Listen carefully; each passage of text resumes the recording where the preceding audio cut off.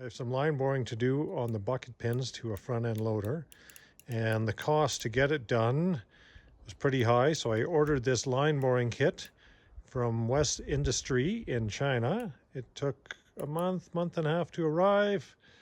The price was good, so here we are. We're going to unbox this and see what's inside today.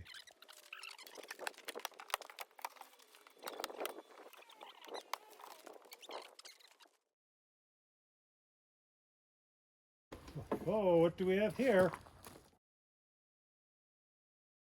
So this is part of our welding bar. That's a welding bar extension. Okay. Ooh, that's our facing head. This here is our automatic facing head. I opted to get that and try it out. On that one bore, I've got a lot of stuff to do. Little cam action there. It's very heavy, actually. Here we have one of our centering cones. Finish looks okay. Not too bad in there. A couple tools to open and close all our stuff. Boring bar. Finish on the edge doesn't look too bad. All threaded. There is a little bit of debris for machining, but that's not a big deal to clean up. Everything's pretty good. These two pieces are joined. Just a steady bearing for the unit here. Nothing too fancy, little grease nipple and stuff. We've got two of those, it looks like.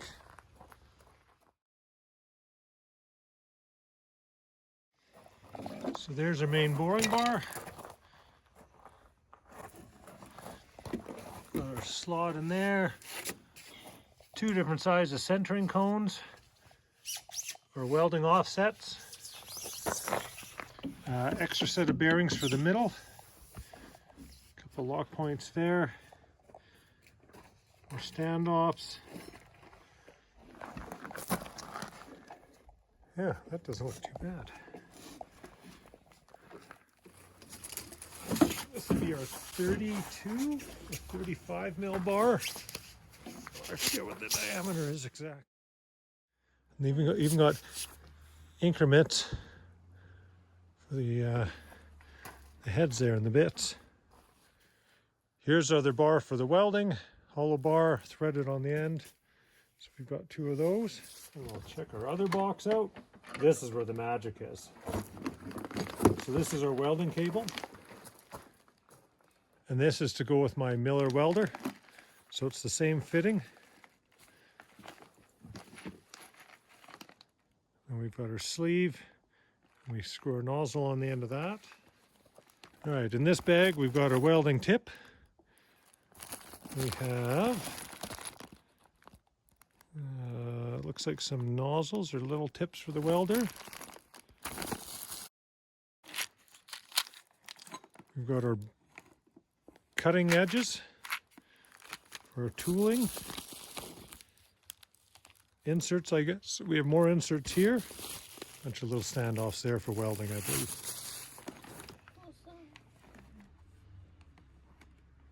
A 10 mil T-wrench socket.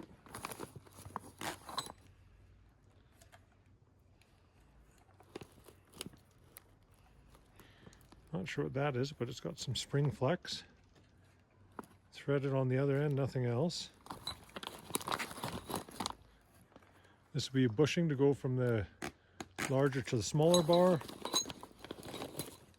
These would be some tool holders, I believe. And just a couple bolts in there to hold that. So these will be our cutting tools. It is basically the same as what you'd have on a lathe.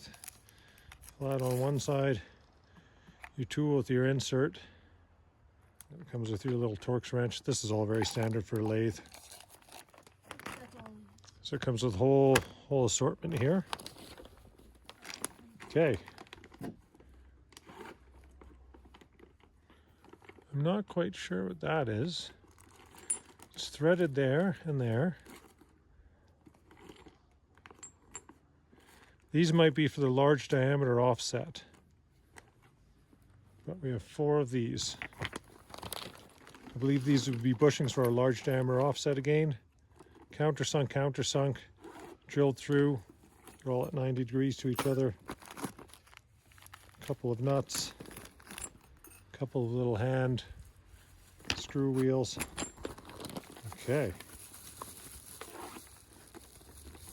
We have a fancy remote in English, which is actually pretty nice.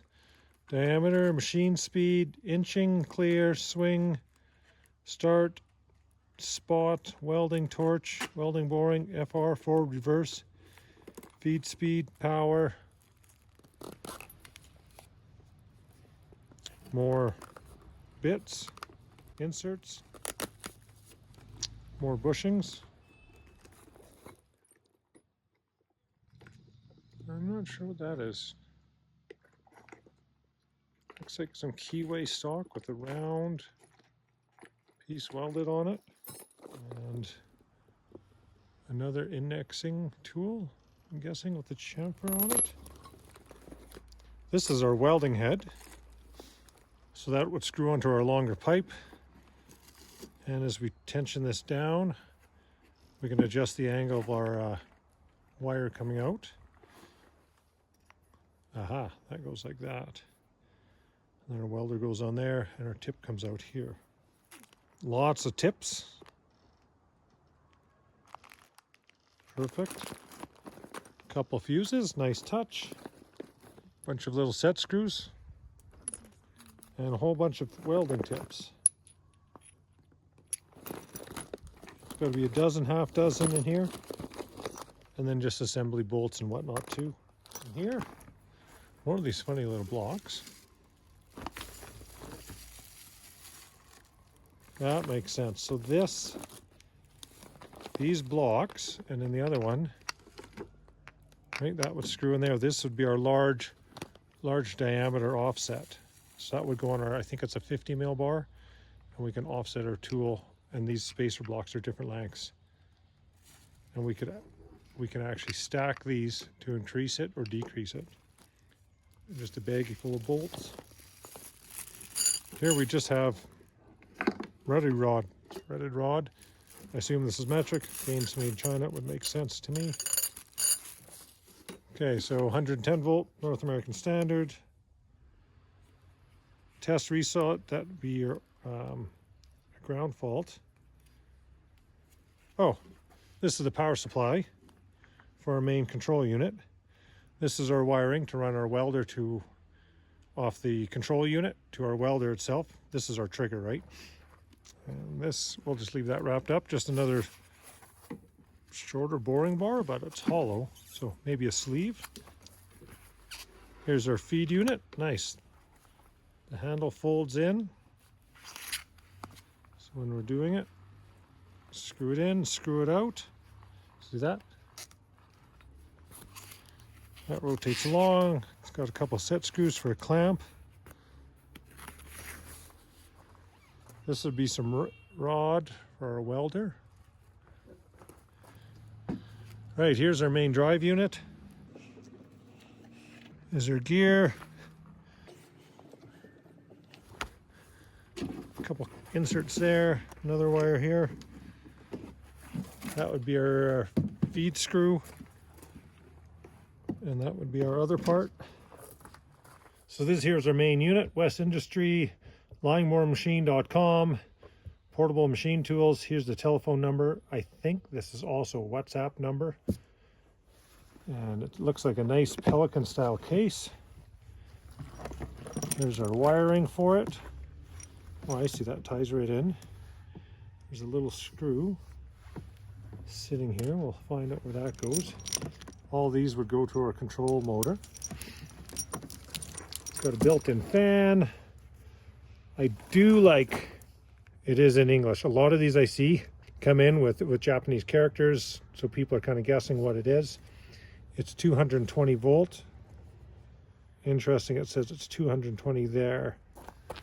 This is a 110 volt North American plug, and that's normally 110 volts. So I'll have to verify those voltages because that does say 220.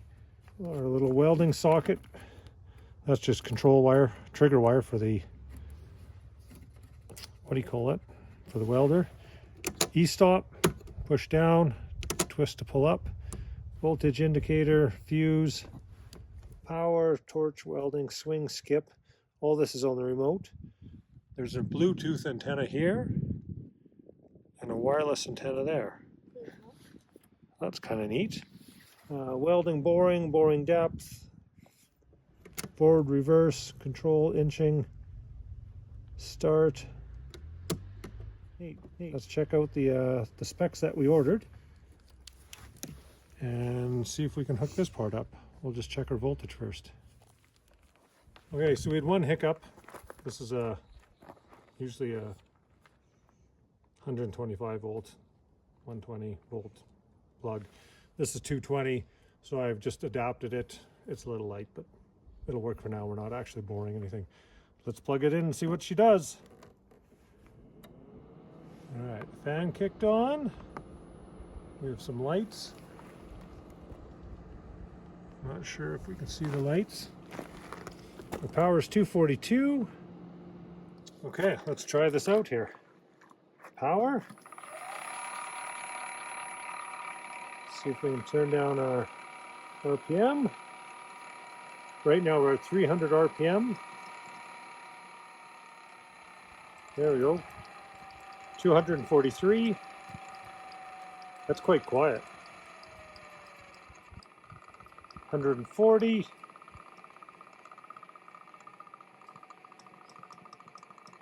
There's 110.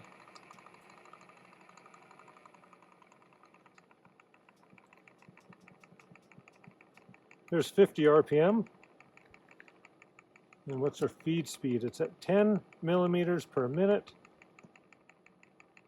Let's turn that up. It's at 11.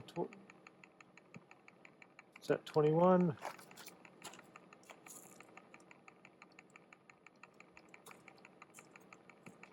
Okay, it's maxing out at 50. So that should be this part here, which should rotate our shaft. I'm going to speed our RPM up. Let's turn it down so it's not too loud. Oh, we can reverse it.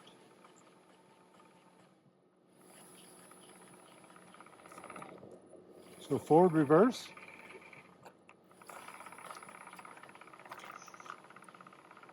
Oh, control. Yes, I don't know what inching means. Okay, why don't you see if that works with the remote? Okay. Is it? So we hit controller. Oh, there we go. Now our bore depth is working. Oh. Hold on. So I'm going to turn controller off. So this forward button engages our feed rate, stops our feed, backs up our feed. Let's go to our feed. Oh, I see. So I can clear this.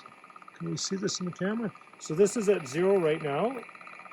When I hit go, it's going to show us our depth that we're making. And we're at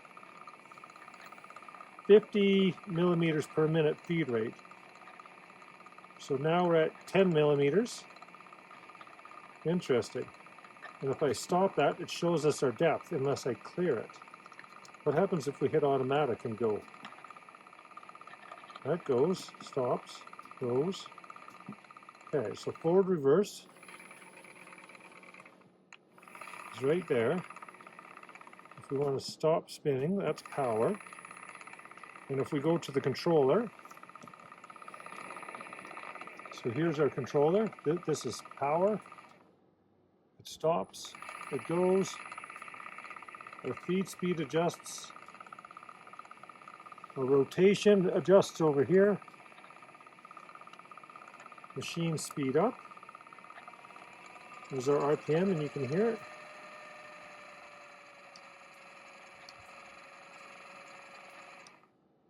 Oh, I just turned it to welding and boring. How do I get off that? What if we hit? Oh, so we're doing our feed without that running, but we got to hit our power to turn this on. Aha! So two separate motors in here. So I can manually feed. And if I hit it again, it stops it. I don't know if we can see these LEDs on here. So it's running, and I hit it again, and it stops it. Powers are rotational. Okay, so let's go to boring and welding and start. This is our welding rotation, torch, on, off. So that's torch on, that's welding. Skip should be to shut off our thing in case we have a grease nipple or something in there, or passageway. Our welding distance is 3 millimeters, our diameter is 40. I'm going to crank our diameter up to, I don't know, 100 mil.